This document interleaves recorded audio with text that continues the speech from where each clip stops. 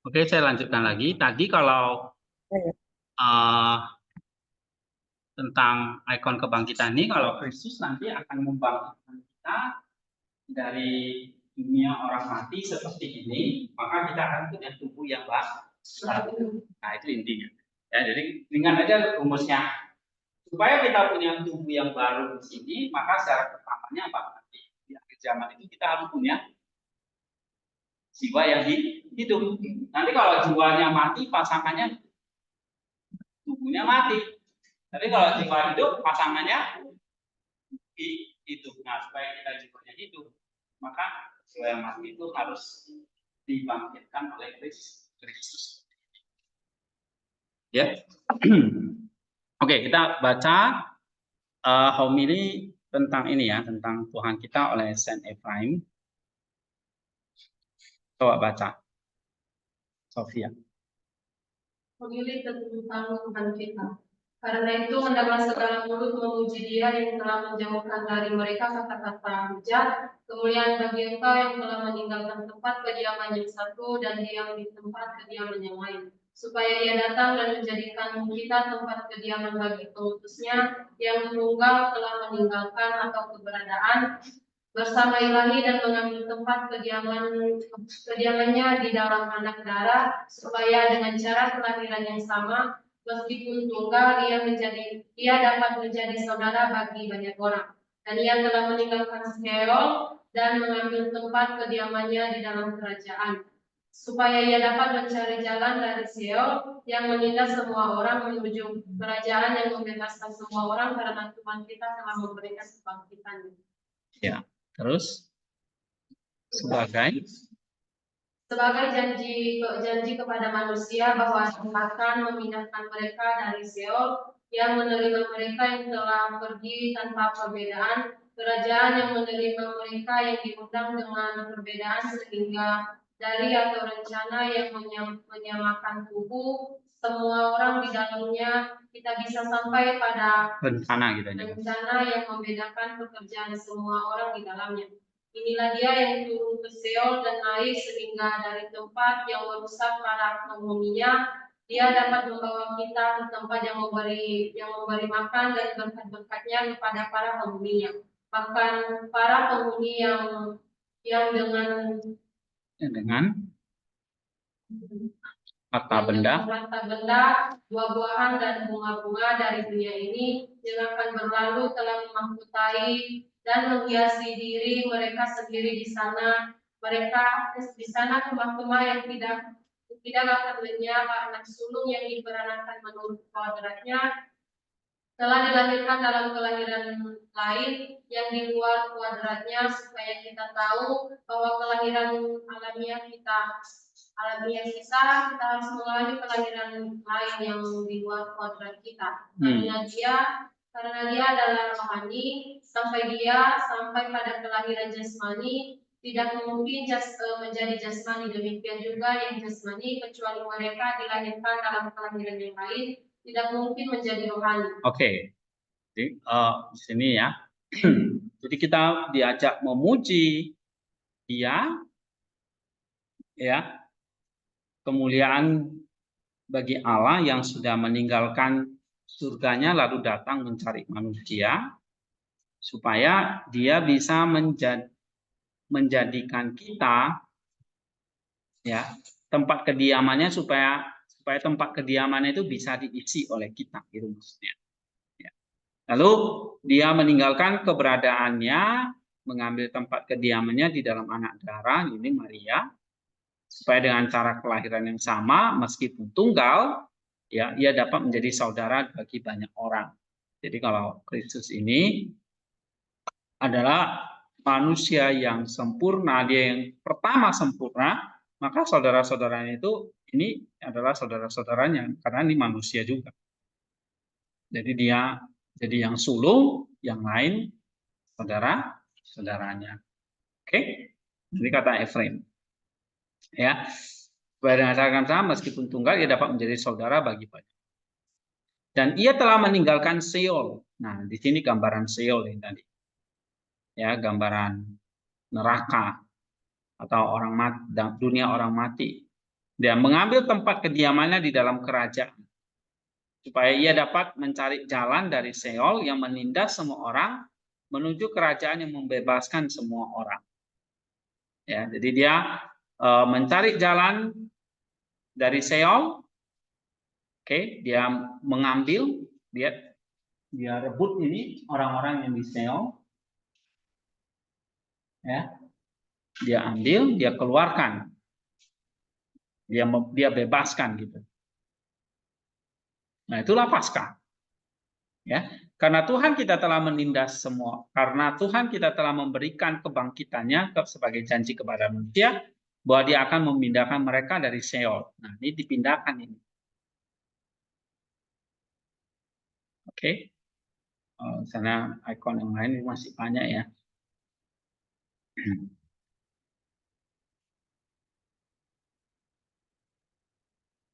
Nah, ini dipindahkan dari Sheol. Jadi pertama Paskah itu apa? Paskah itu bukan cuma Yesus bangkit, tapi Yesus memindahkan para jiwa-jiwa dari Sheol. Sheol itu alam maut atau Hades ya. Terus dan menerima mereka telah pergi tanpa perbedaan ke kerajaan yang menerima mereka yang diundang dengan perbedaan. Sehingga dari rencana yang menyamakan tubuh semua orang di dalamnya, kita bisa sampai pada rencana yang membedakan pekerjaan semua orang di dalamnya. Inilah dia yang turun ke Sheol dan naik, sehingga dari tempat yang merusak pada penghuninya, dia dapat membawa kita ke tempat yang memberi makan dengan berkat-berkatnya kepada para penghuninya. Bahkan para penghuni yang dengan harta benda, buah-buahan, dan bunga-bunga dari dunia ini yang akan berlalu telah memahkotai dan menghiasi diri mereka sendiri di sana. Kemah-kemah yang tidak akan lenyap. Jadi dipindahin kemana? Dipindahin ke tempat yang tidak akan lenyap. Ya, dipindahin ke tempat yang tidak akan lenyap. Jadi ini kan ditarik gitu ya, dipindahin dari Sheol. Terus anak sulung diperanakan menurut kodratnya, maksudnya menurut kodrat Allah, telah dilahirkan dalam kelahiran lain yang di luar kodratnya. Ya, jadi kelahiran dari jadi kalau dia ada kodrat Allah, ditambah ada kelahiran lain, yaitu dia lahir dari manusia. Supaya kita tahu bahwa setelah kelahiran alamiah kita harus mengalami kelahiran lain yang di luar kodrat kita juga. Jadi kalau Yesus, dia adalah Allah kan? Dia lahir dari Allah. Tapi sekarang dia juga lahir dari Maria. Nah, begitu juga. Kita lahir dari ibu kita kan? Tapi kita juga harus mengalami kelahiran yang lain. Ini dia. Kita dibaptis, kita dikeluarkan dari air, itu artinya kita lahir baru.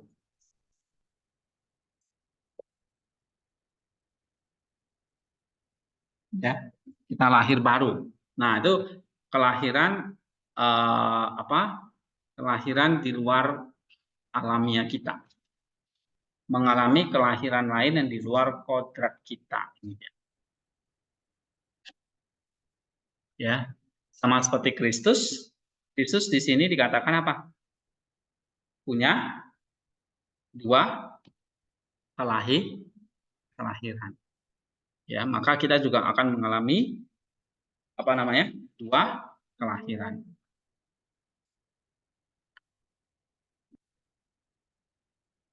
Ya. Nah, karena dia adalah rohani, sampai pada kelahiran jasmani tidak mungkin menjadi jasmani. Demikian juga yang jasmani kecuali mereka dilahirkan dalam kelahiran lain tidak mungkin menjadi rohani. Karena awalnya Yesus itu kan rohani kan. Dia nggak punya tubuh. Oke, tapi ada kelahiran lain, yaitu kelahiran jasmani, akhirnya dia punya tubuh. Nah, kalau kita punya jasmani nih. Tapi kalau nggak mengalami kelahiran lain, kita tidak mungkin menjadi rohani. Nah, ini kata Efraim. Ya. Tetapi anak yang generasinya tidak dapat diselidiki, dilahirkan dalam generasi lain yang dapat diselidiki. Supaya melalui yang satu kita dapat mengetahui bahwa keagungannya tidak terbatas. Dan melalui yang lain kita dapat diajar bahwa kasih karunia-Nya tidak terbatas. Artinya tahu nggak nih?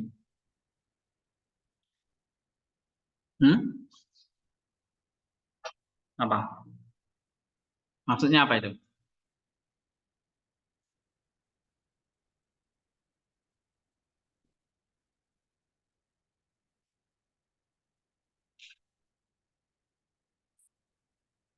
Ngerti nggak itu? Maksudnya apa?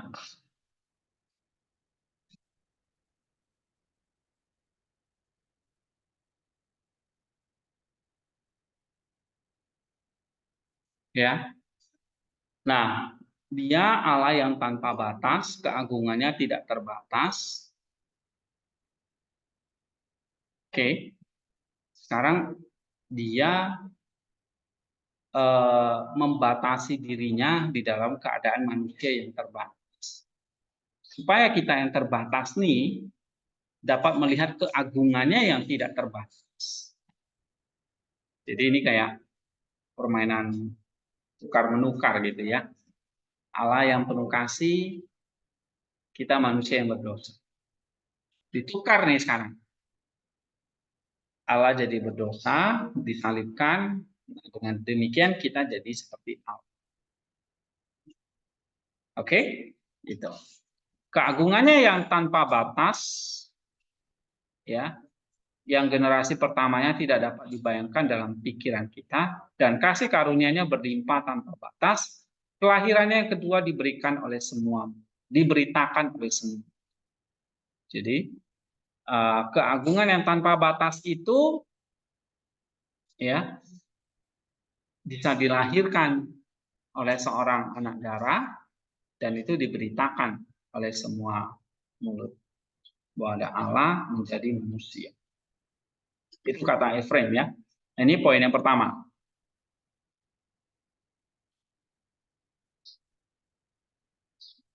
Ada pertanyaan nggak?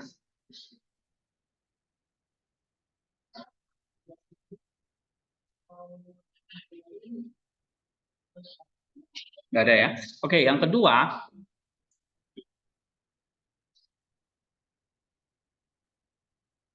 dia adalah dia yang diperanakan dari kealahan menurut kodratnya. Nah, ini Kristus nih. Dia adalah, kalau disebut dia sebagai anak Allah, berarti maksudnya apa? Yesus itu diperanakan dari Bapa atau kealahan menurut kodratnya. Dan bukan dari manusia menurut kodratnya. Ya. Jadi Kristus dari awal diperanakan dari Bapa. Kodratnya ilahi ya diperanakan menurut kodrat ilahi. Ya. Bukan dari baptisan menurut tradisinya supaya kita diperanakan dari manusia menurut kodrat kita. Dan dari kealahan menurut kodrat kita dan oleh roh menurut tradisi kita. Ia diperanakan dari kealahan, artinya memang dia anak tunggal Allah. Ya, dia yang telah datang kembali supaya ia membawa kita kepada kelahiran yang dibicarakan, yaitu keturunannya dari Bapa, bukan untuk dicari-cari, melainkan untuk dipercayai, dan kelahirannya dari seorang perempuan bukan untuk direndahkan, melainkan untuk ditinggikan. Sekarang kematiannya di kayu salib menjadi saksi atas kelahirannya dari seorang perempuan. Karena dia yang telah mati juga telah dilahirkan. Dan kabar gembira dari Gabriel memberitakan tentang keturunannya dari Bapa, yaitu kuasa yang maha tinggi akan menaungi kamu. Ya, kalau demikian, kalau ia adalah kuasa yang maha tinggi, rasa bahwa ia bukan dari manusia biasa. Jadi peranakan dia awalnya dari Allah. Nah, baru nanti ada kelahiran yang kedua, lahir dari Maria. Ya, jadi pembuahannya di dalam rahim diikat dengan kematiannya di kayu salib, dan generasi pertamanya diikat dengan pernyataan malaikat, supaya barang siapa menyangkal kelahirannya dapat disangkal dengan penyalipannya. Dan barang siapa menyangka bahwa permulaannya berasal dari Maria dapat diperingatkan bahwa kealahannya lebih dahulu daripada semuanya, sehingga barang siapa menyimpulkan permulaannya sebagai sesuatu yang bersifat jasmaninya, ya, dapat dibuktikan bahwa dengan ini ia keliru dengan menyatakan bahwa dia keluar dari Bapa. Jadi kelahiran dia yang pertama maksudnya dari Kalau dia ada Allah, dia lahir dari Bapa. Bukan kayak gini. Ada yang berpendapat bahwa Yesus itu jadi Allah, enggak, awalnya Allah. Maria itu hanya melahirkan namanya manusia biasa, Yesus. Tapi lama-lama Yesus itu jadi Tuhan. Gitu. Nah, ini kita nggak percaya. Ya, tapi Yesus dari awal itu sudah lahir dari Allah. Dia adalah Allah. Baru dia lahir dari Maria. Jadi jangan mengatakan Maria itu melahirkan manusia, lalu nanti manusia itu jadi Allah. Nah, kita nggak percaya seperti itu. Ya. Nah, karena apa? Bapak sudah memperanakan dia. Dan dia ini menciptakan makhluk-makhluk. Ya, Yesus itu menciptakan alam semesta ini. Daging telah menampakkan dia dan melalui dia membunuh nafsu.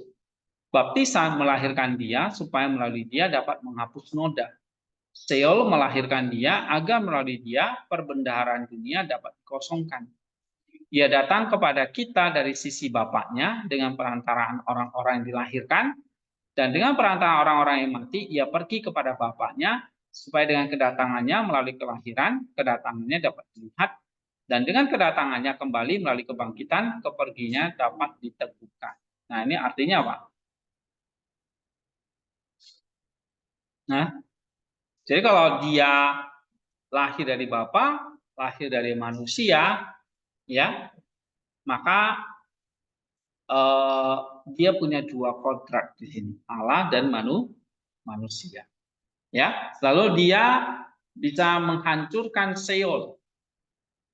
Karena dia manusia, dia bisa mati, dia bisa masuk ke alam Seol, alam maut. Di situ dia bisa menghancurkan Seol, ya, dan bisa mengosongkan Seol itu. Ya. Ia datang kepada kita dengan perantaraan orang-orang yang dilahirkan, dengan perantaraan orang-orang mati. Ya, jadi kalau baik orang mati maupun orang yang masih hidup, ya itu dua-duanya diselamatkan. Misalnya ini ya, kamu lihat. Nah, ini dunia orang mati. Oke, ini di lantai di penjara ini. Ini gambarannya. Ya, nah Kristus ini kan dia apa ini? Menolong, memindahkan mereka yang dari Nah, maka di sini dikatakan ya dengan perantara orang-orang mati, dengan perantara orang-orang yang dilahirkan. Kita akan dilahirkan maksudnya dibaptis gitu ya. Oke, baptisan melahirkan dia. Jadi kamu lihat di sini. Ya, jadi baik dia menolong orang yang mati di sini, ini kan orang-orang yang sudah mati nih, yang jiwanya belenggu di Seol. Kita orang-orang yang percaya nanti dibaptis, ini adalah orang-orang yang hidup. Ya. Nah, jadi Kristus itu menyelamatkan bukan hanya orang yang hidup, tetapi juga orang-orang yang sudah mati di alam maut. Ya. Nah, ini semua nanti dipindahkan di Firdaus menunggu kebangkitan tubuh. Ya, yang tidak percaya ya tetap di Seol. Oke, ini gambarannya itu seperti itu.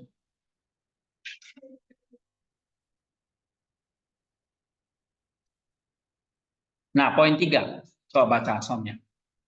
Tetapi Tuhan kita telah diinjak-injak oleh maut, dan sebagai gantinya dia telah mengalahkan maut. Nah, itu dia. Jadi kalau kamu, saya tanya, kalimat ini, gambar ini, kalau kita bisa katakan dengan satu kalimat apa? Atau gambar inilah tadi, ikon ini. Nah, ini Tuhan telah diinjak-injak oleh maut, mati dia kan, masuk ke alam maut, tapi gantinya apa? Mengalahkan maut. Maka ada nyanyian, ia mengalahkan maut dengan kematian. Masih ingat lagu Paskah itu kan? Kristus Anesti itu. Ya, masih ingat gak lagunya? Bahasa Yunani itu. Ya. Oke, coba baca lagi. Dialah yang telah melakukan dirinya sendiri dan menanggung maut menurut kehendaknya sendiri, supaya maut itu mengalahkan dia. Sebab Tuhan kita telah memikul salibnya dan bikin berkehendak maut, dan ia berseru di atas kayu salib, Matius 27 ayat 51-52. Dan ia mengeluarkan orang-orang mati dari dalam dunia orang mati, karena ia telah mendengar kehendak maut. Nah, itu sekali lagi nih. Efraim mengatakan lagi. Ini gambarnya ini. Ya. Dia masuk ke alam maut itu untuk mengeluarkan apa? Iya. Jadi dia masuk ke situ tuh bukan untuk tinggal di situ. Untuk nyelamatin orang-orang yang mati. Baru nanti ada kubur kosong, ada para rasul yang memberitakan kematiannya, ini untuk orang-orang yang hidup. Ya, baca lagi. Sebab dalam hal yang sama dengan yang digunakan maut untuk membunuh dia, yaitu tubuh, dalam hal itu sebagai perlengkapan senjata yang memikul kemenangan atas maut. Tapi kealahan menyembunyikan dirinya di dalam kedewasaan dan berperang melawan maut. Maut membunuh dan dibunuh. Maut telah membunuh kehidupan alamiah dan kehidupan adikodrati telah membunuh dia. Dan karena maut tidak dapat menelan dia tanpa tubuh, dan Saul tidak dapat menelan dia tanpa daging, dia datang kepada perawan agar dari sana dia dapat memperoleh apa yang harus membawanya ke Saul. Oke, stop. Nah, ini kata-katanya dalam nih, pelan-pelan. Paham nggak ya? Maut telah membunuh, ya, maut. Oh, sorry, dari sini ya.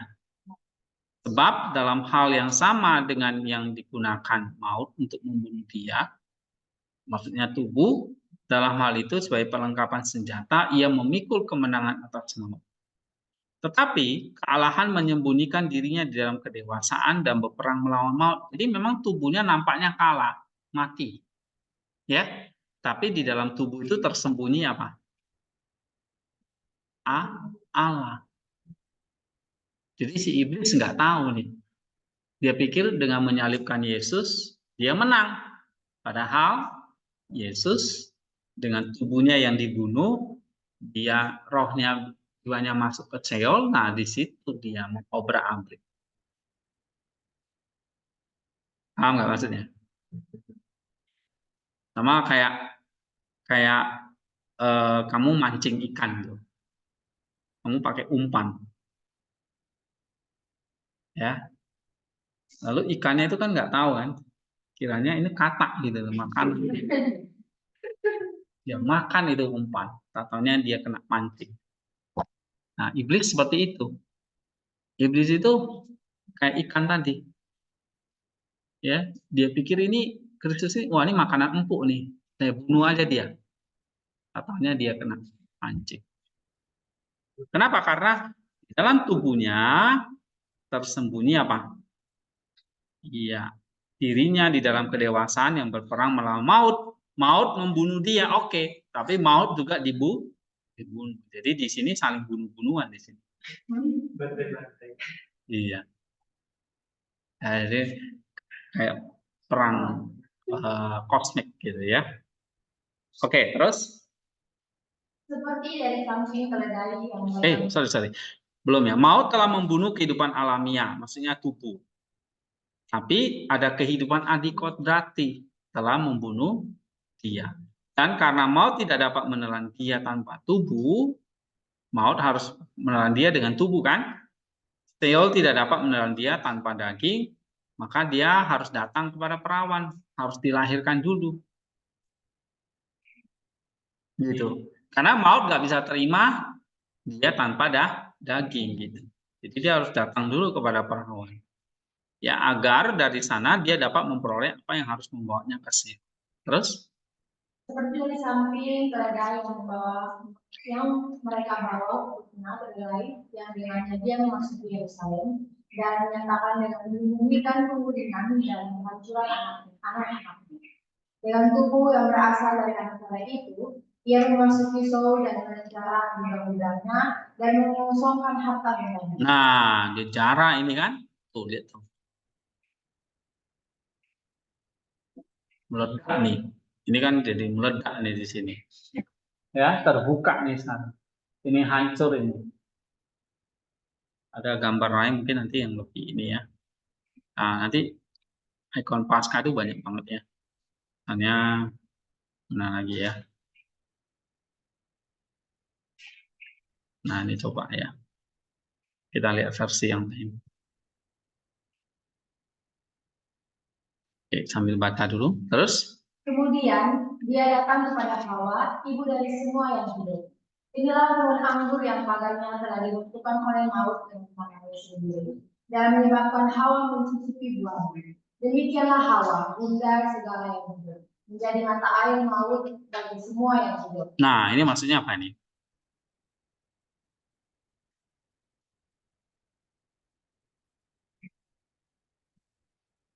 Pohon dikatakan inilah pohon anggur yang pagarnya diruntuhkan oleh maut, ya kan? Dan akhirnya Hawa itu mencicipi buah dari pohon itu. Hawa, bunda dari segala yang hidup, menjadi mata air maut bagi semua yang hidup. Karena apa? Karena dengan makan buah itu mendatangkan maut. Manusia jatuh ke dalam dosa tadi. Ya. Nah, tetapi Maria apa dikatakan? Bertunas. Terus? Tetapi Maria bertunas, tunas baru dari Hawa, pokok anggur yang kuno dan hidup baru tinggal di dalamnya. Sehingga ketika mau datang dengan penuh percaya diri menurut kebiasaannya untuk memakan buah-buah yang fana, kehidupan yang merupakan pembunuh maut dapat disimpan untuk melawannya. Sehingga ketika mau menelan buah-buah itu dengan tidak takut, dia dapat memuntahkannya keluar dan bersamanya banyak orang. Nah, itu maksudnya apa? Maria bertunas. Tunas baru yang dari Hawa. Pokok anggur kuno. Hidup baru tinggal di dalamnya. Nah, waktu maut datang dengan penuh percaya diri ini, mau makan buah itu, kayak tadi mau makan umpan tadi, justru di situ dia kayak dulu, Hawa makan buah, mati kan? Kayak Hawa kena umpan gitu loh. Sekarang gantian si iblis. Makan buah itu dia. Buah dari Hawa itu. Buah dari Hawa atau buah dari Maria itu. Maria keturunan Hawa kan? Makan tuh buah itu. Akhirnya si iblis yang mati. Maut menelan buah-buah itu dengan tidak takut. Telan buah itu. Katanya buahnya itu beracun.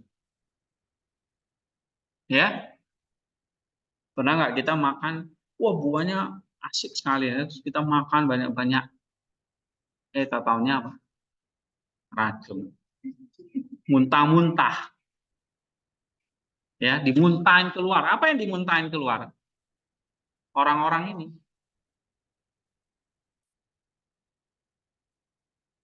Ya, ini Efraim sangat puitis orangnya.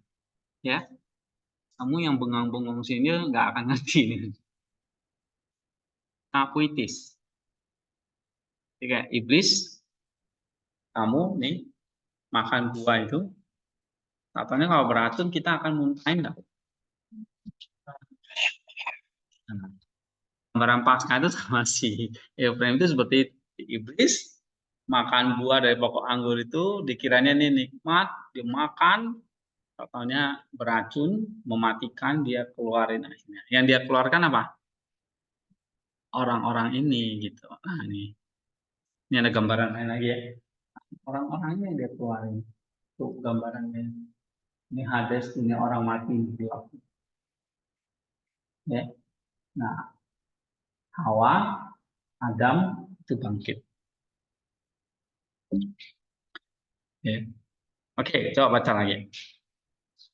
Karena dia yang adalah obat kehidupan itu turun dari langit, lalu bercampur dengan tubuh, yaitu buah yang mana. Dan ketika mau datang untuk makan roti kebiasaannya, kehidupan pada gilirannya menelan maut. Ya, Ini adalah makanan yang lapar untuk makan kematian. Jadi kemudian dengan satu buah yang ditelan oleh kematian yang praktis. Oke, buah apa nih? Buah dari Hawa ini, ya. Hawa ada makan buah itu. Terus? Dia memuntahkan banyak kehidupan yang telah ditelannya. Nah, akhirnya kehidupan itu ditelan dengan rakus, mati.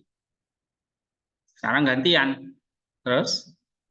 Rasa lapar yang mendorongnya untuk memakan satu buah mengosongkan rasa keserakahannya yang mendorongnya untuk memakan banyak-banyak buah. Demikianlah maut dengan tekun menelan satu orang. Sama. Sekarang gantian. Hawa makan buah itu dia mati, sekarang gantian. Iblis makan buah itu, menelan satu orang itu, tapi yang terjadi apa? Orang-orang banyak dibebas. Sama kayak kamu tadi makan buah beracun, kamu muntahin keluar. Paham nggak maksudnya ini? Ya? Oke, terus? Karena ketika dia mati di kayu salib, banyak orang yang dalam seluruh keluar karena seruannya. 7 ayat 50 sampai 53. Inilah buah yang membelah maut yang telah menelannya dan mengeluarkan dari dalamnya hidup yang diutus padanya. Karena maut menyembunyikan semua yang telah ditelannya, tetapi melalui dia yang tidak ditelan, semua yang telah ditelannya dikembalikan dari dalam dirinya. Dia yang perutnya kacau memuntahkan apa yang manis baginya dan apa yang tidak manis. Demikianlah perut maut yang tidak teratur, dan ketika ia memuntahkan obat kehidupan yang telah membuatnya sakit, ia memuntahkan juga kehidupan yang telah ditelannya dengan bersama. Perut maut, ya, dia menelan apa? Menelan obat kehidupan tadi. Tapi justru membuat si maut itu sakit. Akhirnya dia memuntahkan kehidupan yang telah ditelannya. Nah, ini kan gambaran seperti ini. Ya, ini puitis ya. Jadi bacanya memang perlu mikir gitu. Tapi maksudnya kalau kalian lihat ilustrasinya itu seperti inilah ya. Ini kayak Kristus itu masuk ke dalam perutnya iblis, tapi justru di dalam perutnya itu dikocok-kocok gitu loh. Perutnya si maut itu. Akhirnya nggak tahan nih, kamu muntah gitu. Ya, kamu muntahin. Ya, Olive, kamu pernah muntah nggak? Pernah kan? Karena apa? Perutmu nggak enak gitu kan? Angin atau apa gitu. Nah, si iblis memuntahkan apa? Orang-orang yang ditelannya dikeluarin lagi. Oke? Coba baca nih, Olive ini. Itulah anak Malu yang dengan terampil membuat salibnya menjadi jembatan di atas alam maut yang menelan semuanya dan membawa manusia ke tempat kediaman kehidupan.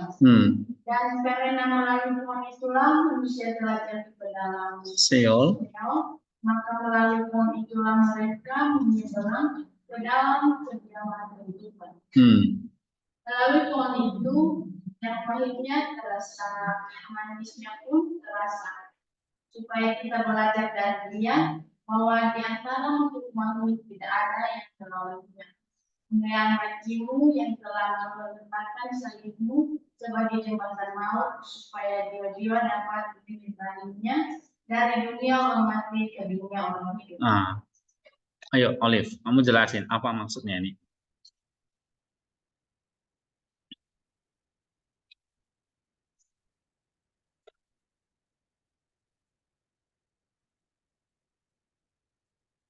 Kamu nggak bisa jelasin, ya kita tunggu sampai kamu bisa jelasin. Jam 6, jam 7, jam 8. Apa maksudnya ini?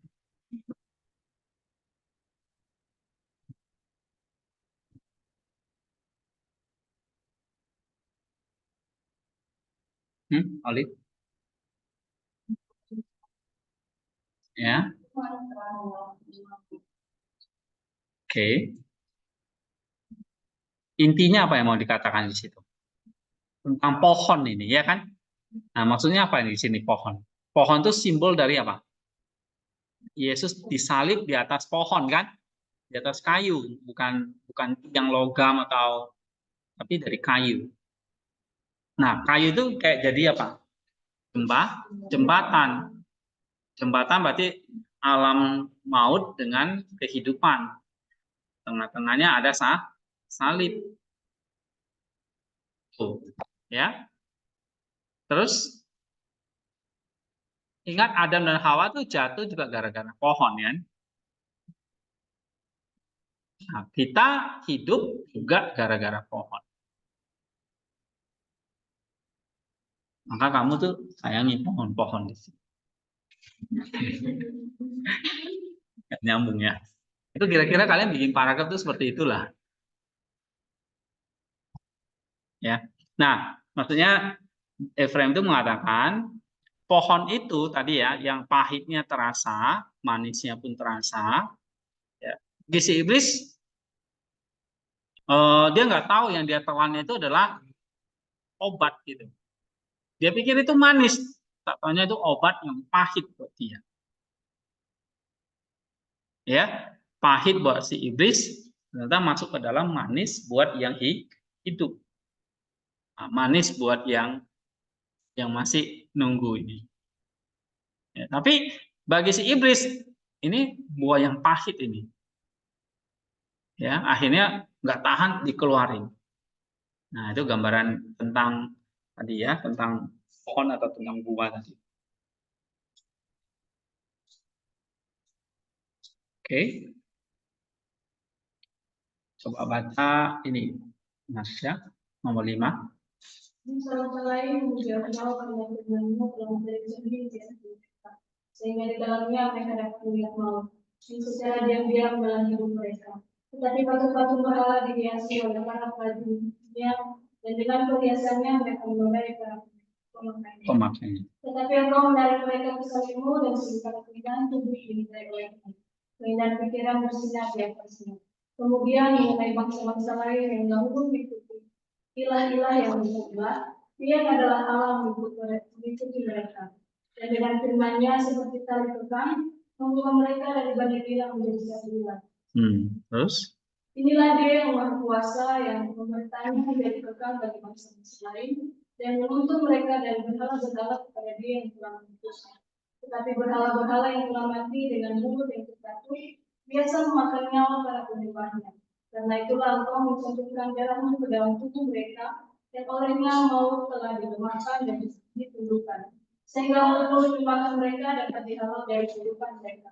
Juga karena Israel telah membunuh Engkau dan dihabiskan oleh darah-Mu, maka penyembahan berhala yang telah melekat padanya telah dihalau oleh darah-Mu, sehingga ia telah disapit dari kekafiran itu oleh darah-Mu, karena daripadanya ia pernah disapit. Iya, maksudnya apa ini? Marsha.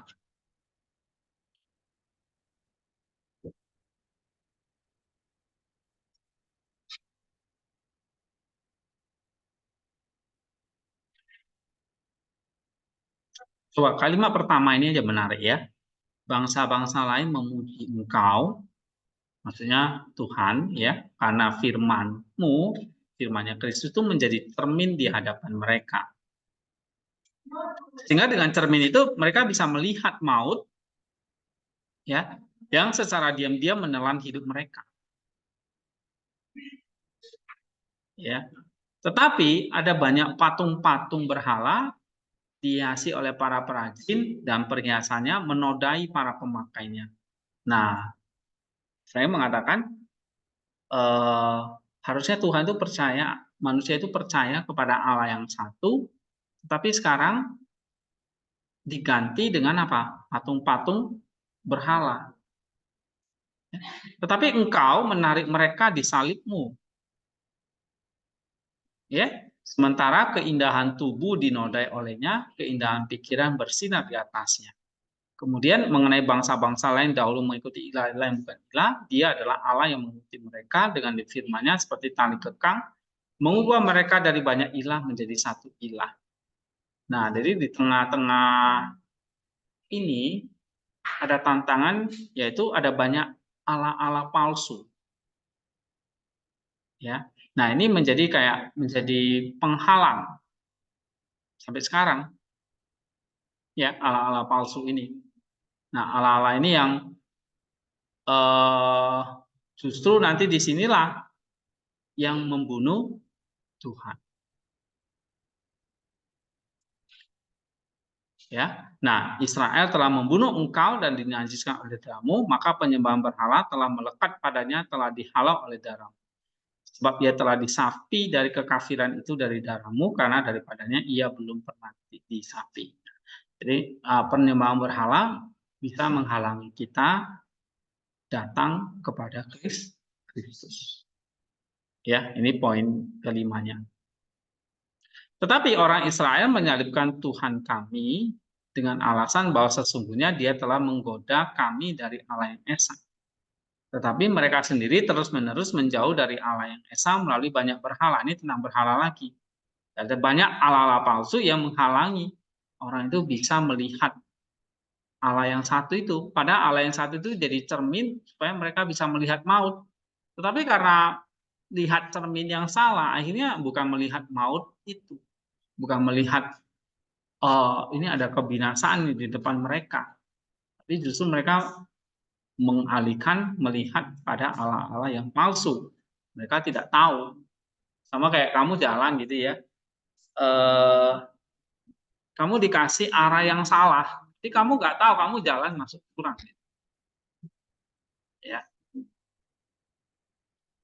Nah, ini poin yang ke-6, ini tentang ilah-ilah juga.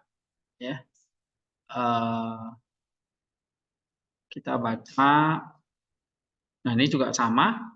Jadi kalau orang-orang yang menyembah berhala di sini ya, maka mereka tidak bisa melihat salib itu sebagai sesuatu yang mulia. Gitu. Ya. Coba baca Happy. Poin 7. Bagimu kemuliaan yang oleh salibmu telah melenyapkan penyembahan berhala yang di dalamnya orang-orang yang bersunat dan yang tidak bersunat bersama bagimu segala puji obat kehidupan yang telah mempertobatkan semua yang bersukacita kepada para malaikat yang ditemukan dan yang tidak terhilang. Orang-orang tak bersunat memuji engkau karena dalam damai sejahtera-mu persekutuan yang ada di antara mereka telah lenyap, sebab engkau telah menerima dalam darahmu dan dalam tubuhmu yang sunat yang melaluinya orang-orang tak bersunat yang dahulu dianggap bukan milikmu. Karena engkau telah menjadikan sunat hati sebagai tanda bagimu, yang dengannya orang-orang yang bersunat dinyatakan bahwa mereka bukan milikmu. Sebab engkau telah datang kepada orang-orang kepunyaanmu, Yohanes pasal 1 ayat 2, dan orang-orang kepunyaanmu tidak menerima engkau, dan dengan itu nyata bahwa mereka bukan kepunyaanmu. Iya, karena penyembahan berhala, ya, ini dosa yang paling berat gitu ya. Menyembah Allah yang lain, akhirnya mereka nggak bisa melihat salib. Ya, maka kita sulit sekali, misalnya memberitakan salib Kristus itu kepada orang-orang yang sudah punya Allah yang lain gitu. Ya kan? Apakah itu agama leluhur ataupun agama-agama yang lain. Sulit sekali. Nah, ini yang menjadi tantangan ya buat kita untuk tadi ya, istilahnya kekafiran atau ketidakpercayaan, atau hanya ketidakpercayaan karena mereka sudah menyembah percaya kepada Allah yang lain. Ya, di sini juga ada patung-patung misalnya ya, dan sebagainya. Nah, ini yang diceritakan oleh Saint Ephraim. Ya. Oke, coba baca nomor 9. Kemuliaan bagi engkau yang telah menyelamatkan dirimu dalam tubuh Adam yang fana dan menjadikannya sumber kehidupan bagi semua manusia. Engkaulah yang hidup karena para pembunuhmu adalah seperti Tuhan atas hidupmu, karena mereka menabuhnya seperti gandum di kedalaman bumi, sehingga ia dapat tumbuh dan membuktikan banyak orang dengannya. Marilah kita jadikan kasih kita sebagai kehidupan agung bagi komunitas yang berkembangkan niatnya sebagai hidup pujian dan doa-doa kita kepada Dia yang telah menjadikan salibnya sebagai kehidupan bagi kealahan dan yang telah mempersembahkannya mewakili kita semua. Dia yang di atas membungkuk kepada mereka yang di bawah untuk membagikan hartanya kepada mereka. Oleh karena itu, meskipun orang-orang yang membutuhkan mendekat kepada keilahiannya, namun mereka dapat menerima karunia dari kealahannya. Oleh karena itu, ia menjadikan tubuh yang ia kenakan sebagai bendahara kekayaannya, supaya ia Tuhan dapat mengeluarkannya dari gudangmu dan membagikannya kepada orang-orang yang membutuhkan, yaitu anak-anak kaummu. Nah, jadi meskipun manusia itu tidak menyembah Allah yang benar, Allah yang sejati, tapi Allah-Allah ilah-ilah palsu, ya. Tetapi Allah itu tidak, ibaratnya itu dia tidak pelit dengan kasih karunia, ya. Dia membagikan hartanya, dia menyembuhkan siapa saja yang datang kepada dia. Oke, nah kamu coba ya baca ini ya, satu. Mungkin sudah baca belum? Kristus telah bangkit, sungguh dia telah bangkit, artikel ini.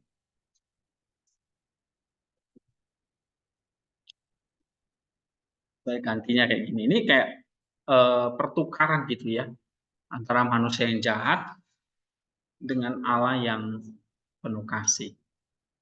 Nah, karena Allah jadi berdosa karena kita, supaya kita, jadi kayak ada semacam ya, pertukaran gitu.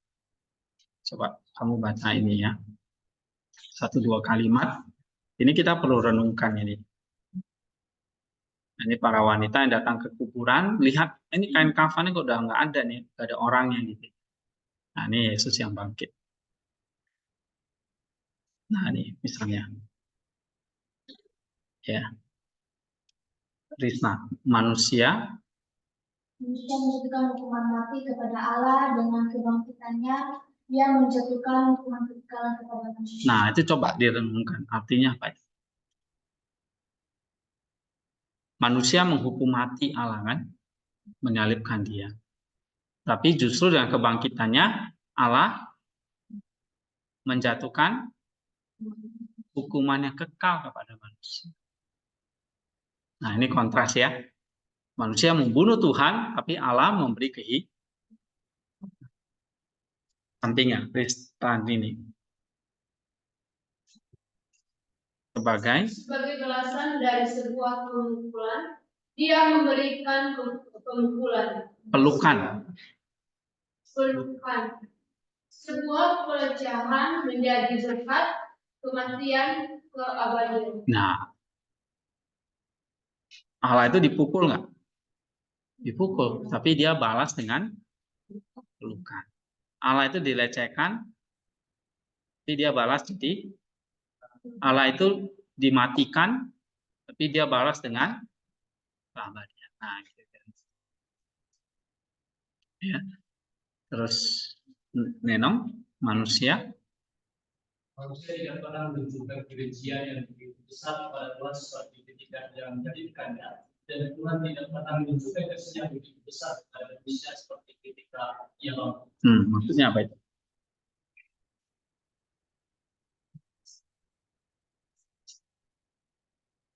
Waktu Tuhan disalib itu manusia itu sangat benci, ya kan? Tapi Tuhan membalasnya dengan apa? Kasih yang besar ketika dia bangkit. Ya, ini kata-kata yang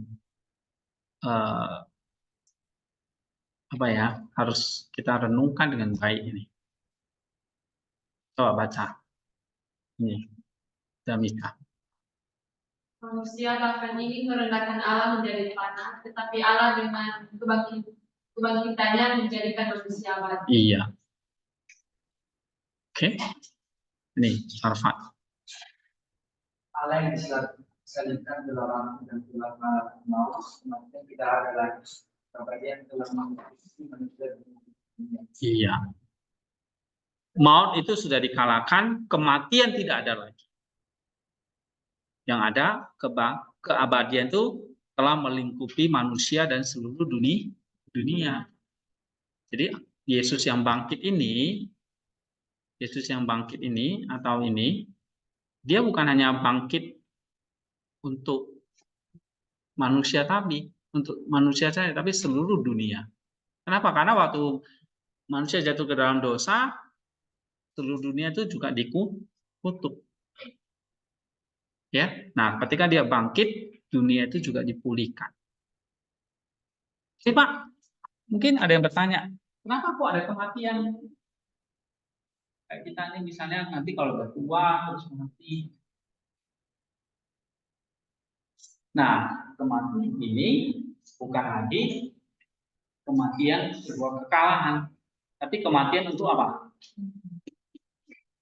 Memperoleh tubuh rohania supaya jiwa yang hidup ini bisa masuk lagi. Paham? Tapi kalau Yesus belum mengalahkan maut itu, maka kematian manusia itu adalah kematian yang kekal. Karena jiwanya masih mati. Kalau ini kan jiwanya hidup gak nih? Waktu dia ditarik keluar ini. Ini kan jiwa ya.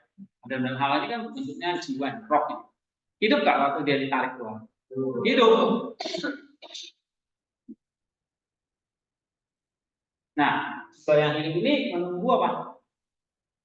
Tubuhnya bangkit. Nah, supaya tubuhnya bangkit, maka tubuhnya yang hidup di dunia ini akan mati. Dari mati inilah nanti akan dibangkit. Karena kalau nggak mati gimana? Nah itu Mas. Ya, jadi dengan Paskah kita harus sama-sama baca nih ya. Semua sama-sama baca. 1, 2, 3.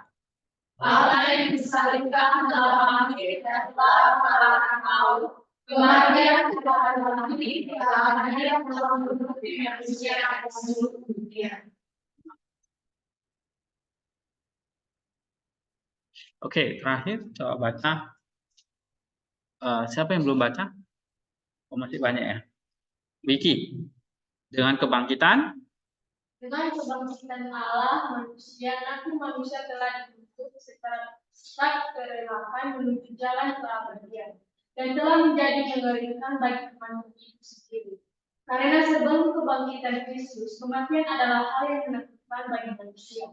Tetapi setelah kebangkitan Kristus, manusia menjadi lebih menakutkan bagi manusia. Iya, paham nggak ini?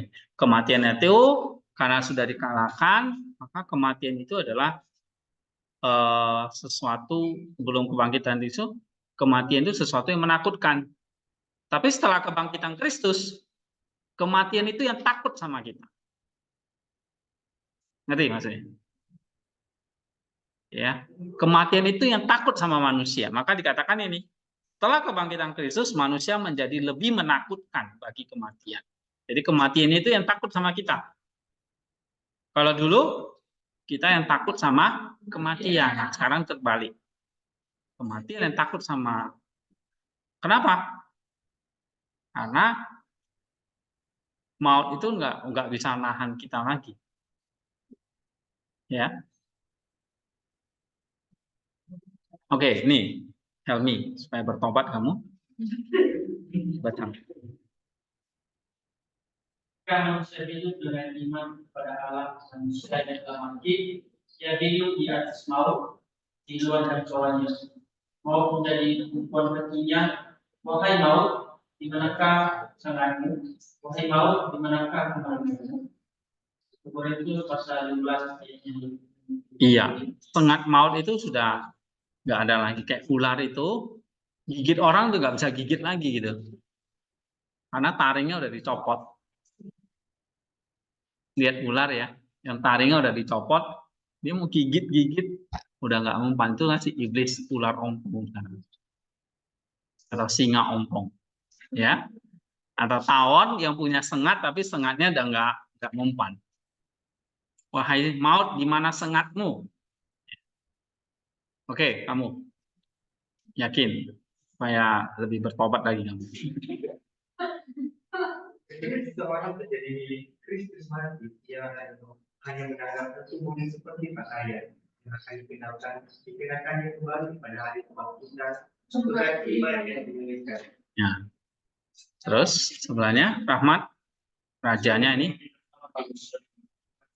Jangan kepada manusia. Ini pertama kematian kedua. Tetapi dengan kebangkitannya Tuhan telah membuka segalanya. Kematian telah menjadi manusia, menjadi hal yang alamiah bagi manusia, dan kematian menjadi hal yang tidak alamiah. Sebagaimana sebelum kebangkitan Yesus, Kristus adalah alamiah yang bagi manusia menjadi panah, demikian pula setelah kebangkitan Kristus adalah alamiah bagi manusia untuk menjadi. Iya, jadi dengan kebangkitan Tuhan, maka kematian itu menjadi sesuatu yang tidak alamiah lagi. Kehidupan yang jadi alamiah. Ya. Kalau sebelum kebangkitan, hidup ya mati, sudah selesai. Tapi dengan kebangkitannya apa? Keabadian itu menjadi bagian dari natur manusia, natur yang kedua. Ya.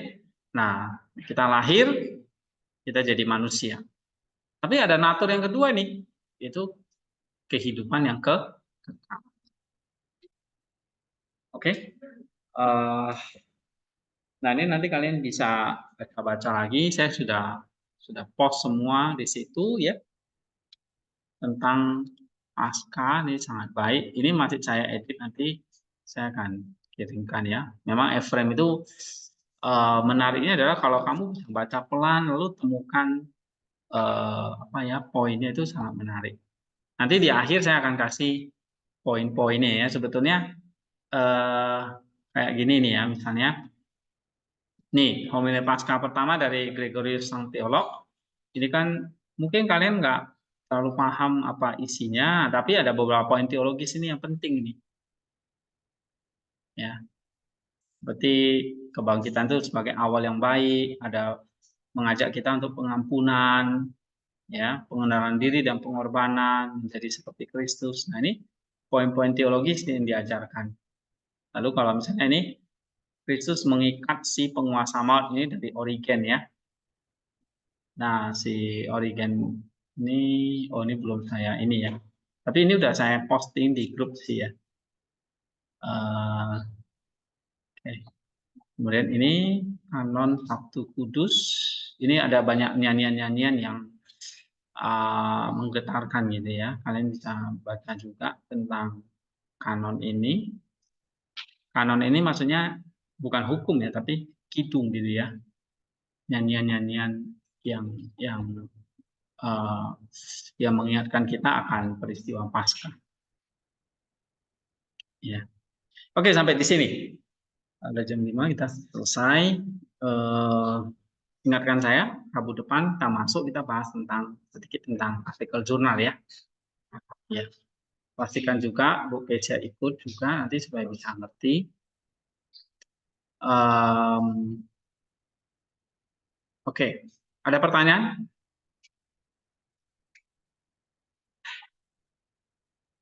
Dari kalian? Dari